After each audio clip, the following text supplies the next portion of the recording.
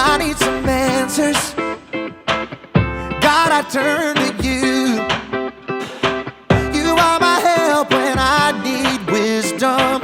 You always see me through. To know that you're chasing after me, it makes me wanna run to where you are. God, you make this journey worth it. I give you all my heart. When I don't know what to do, you help me figure it out. God, I run to you. When I need a solution, I have no doubt that I will run to you. I run to you. I run to you. I run to you. I run to you. Wherever there is freedom, I know that's where you'll be. You make me wanna do what's right and be the best version of me. To know that you're chasing after me, it makes me wanna run to where you are. God, you make this journey worth it. I give you all my heart. When I don't know what to do, you help me figure it out. God, I run to you. When I need a solution, I have no doubt that I will run to you. I run to you. I run to you. I run to you. I run to you. I don't wanna stop. I don't wanna stop living for you. For you. I don't wanna stop. I don't wanna stop running to you. To you, God. I don't wanna stop. I don't wanna stop living for you. For you. I don't wanna stop. I don't wanna stop running to you.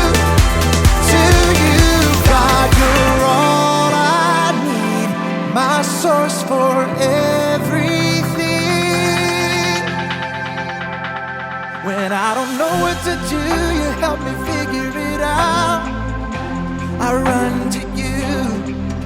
When I need a solution, I have no doubt that I will run to you. When I don't know what to do, you help me figure it out. God, I run to you. When I need a solution, I have no doubt that I will run to you. I run to you. I run to you. I run to you. I run.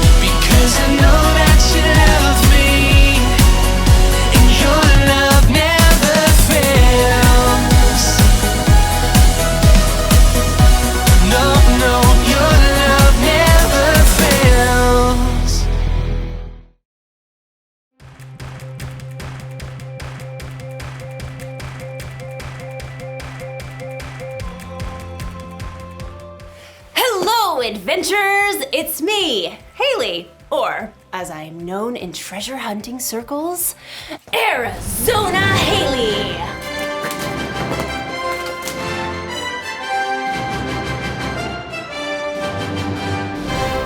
Or just Hailey is fine. That's also fine. Today, we're hunting for treasure. Not just any treasure, mind you. The treasure of wisdom. Wisdom is finding out what you should do and doing it. Now, you may be thinking, wisdom doesn't sound like much of a treasure, but treasure can come in all shapes and sizes. Like this piece of pottery. It doesn't look like much, but if you look closer, closest,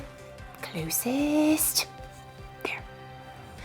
If I had to guess, I'd say this artifact is probably a few thousand years old. Phoenician, probably. These markings suggest that this pot could be of Carthaginian origin. Some archaeologists had to travel a long way to find this fragment.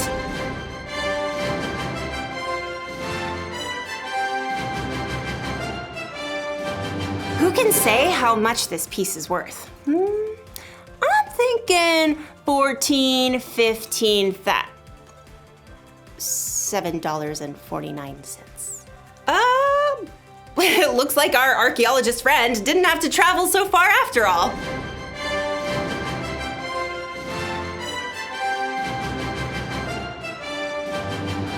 You see, you can find treasure anywhere. You can find it halfway across the world.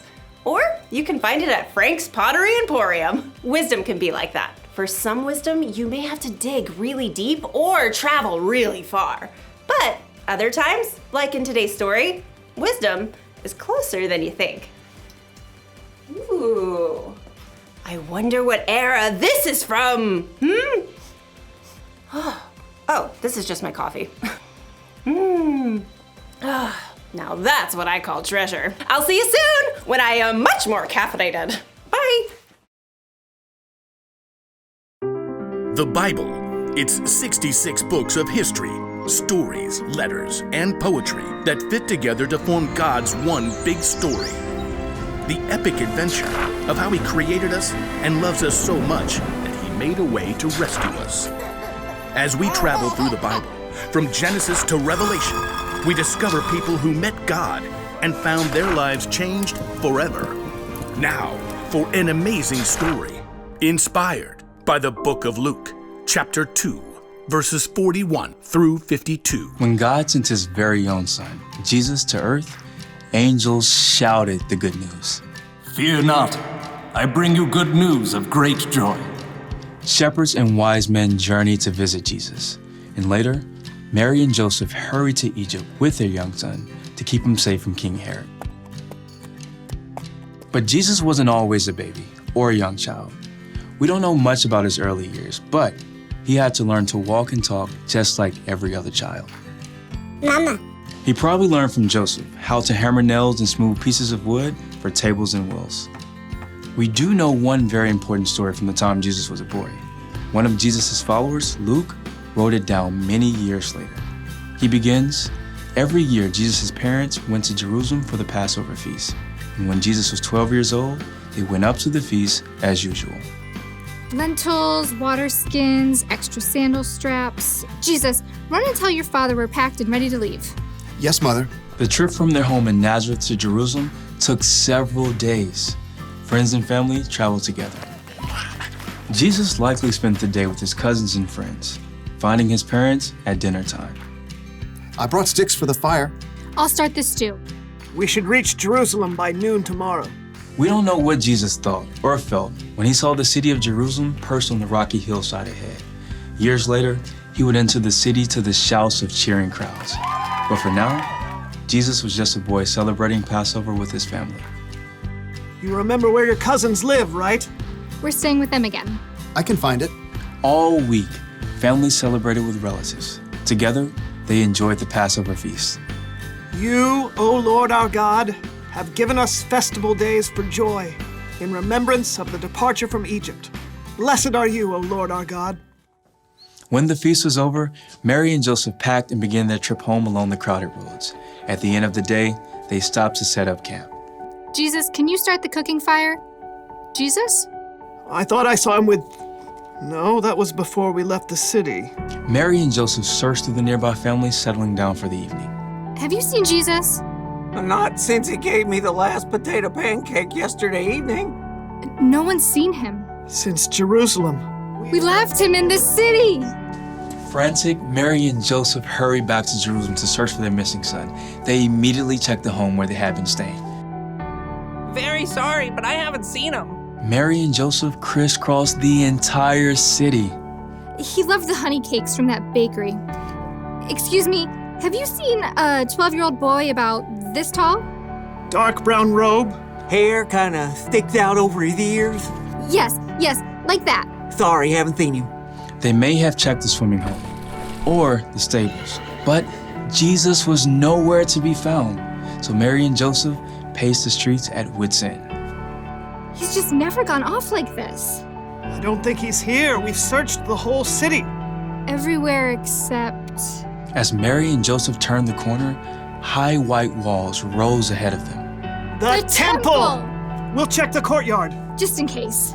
The courtyard was filled with visitors still in the city for Passover. As they circled the open space, Mary froze. Joseph, there! Just ahead, they saw their son. Jesus was sitting with a group of teachers, listening and asking questions. Teacher, isn't it always right to be kind, even if it means giving money to a beggar on the Sabbath? The teachers nodded in agreement and amazement, but Mary and Joseph rushed forward. Jesus! Son, why have you treated us like this? Grabbing her boy, Mary hugged Jesus so hard she nearly squeezed the air out of him. Your father and I have been worried about you. We've been looking for you everywhere. Why were you looking for me? Didn't you know I had to be in my father's house? All I know is, no more stunts like this, okay?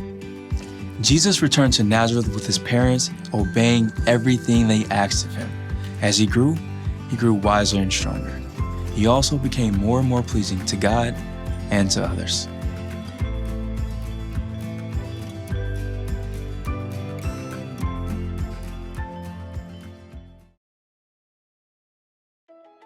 You want to know why wisdom is such a treasure? Because we have so many choices to make in our lives. Wisdom can help us know what to do and when to do it, what to say and how to say it, where to go, who to hang out with, all the choices. Wisdom is a very valuable treasure. So, where do we find wisdom? When Mary and Joseph were searching all over for Jesus, they found him in the temple asking questions and listening to wisdom from the teachers. So maybe we can search for wisdom from our church leaders.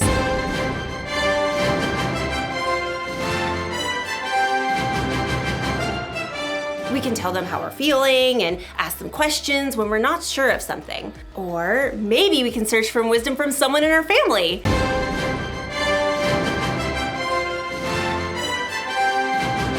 Your family probably knows you better than anyone, and they can help you make tough decisions in a way that no one else can. And there's another place that we can search for wisdom. Ta-da! The Bible is full of God's wisdom. Maybe you have one that looks like this. Or maybe you can find a Bible app on someone's phone, and then you should take some time to read it. Or have someone read it to you. Some people spend their lives searching for wisdom in the Bible. That's because wisdom is worth searching for. That's the one thing to remember today. Wisdom is worth searching for. Travel the world if you can, or look in your own home. But keep searching for wisdom. Valuable treasure awaits! Like this Etruscan urn shard. Ah! Hopefully that wasn't too valuable. Well, I will see you next time on our next adventure. I really hope we have some Etruscan glue.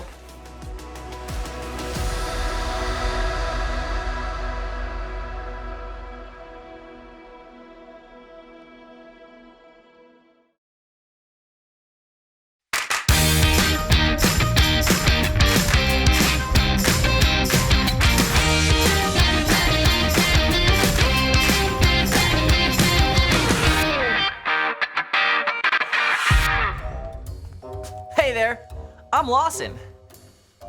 Honestly, it's kind of boring down here. I think we need a change of scenery. What say I climb on top of the minivan and I film myself while we drive down the road? Good idea, right? What say no? Okay, fine. We'll do that next time. Meanwhile, I've got a fantastic story from this kid Levi my cousin knows. Now, Levi's mom likes to read a verse at breakfast every day. One morning, she hands Levi her Bible app and says, "Try this one." So, Levi reads it out loud. Proverbs 22:3. Wise people see danger and go to a safe place, but childish people keep going and suffer for it. Levi's like, how do you see danger?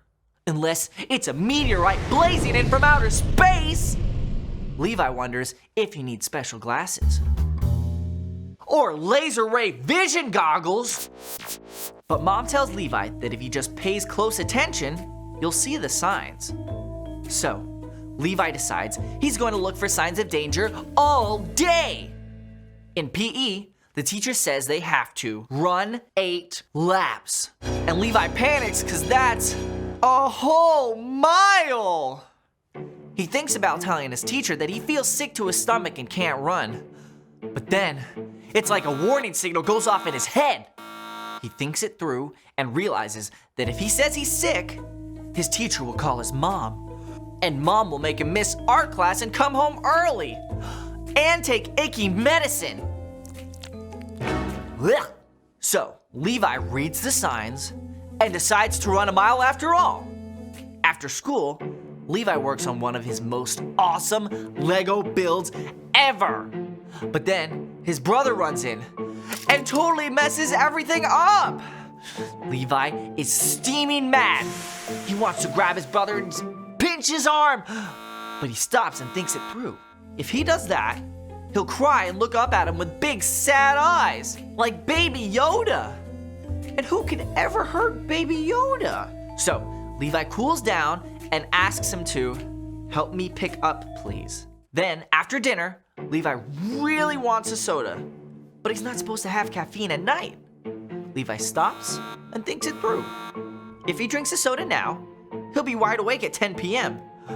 and midnight and 2 a.m. So, Levi grabs some juice instead. And at bedtime, Mom asks if he spotted any danger that day. Levi grins and says, I saw the signs, and it opened up my eyes, I saw the signs. And Mom says, my work here is done. So kids, drink caffeine after 7:32, you should not. But do always remember that wisdom is finding out what you should do and doing it. Hey Mom, about taping the show on the roof of the van. Yeah, oh, okay, got it, yep. See you guys next time. I saw the signs, it opened up my eyes, I saw the signs.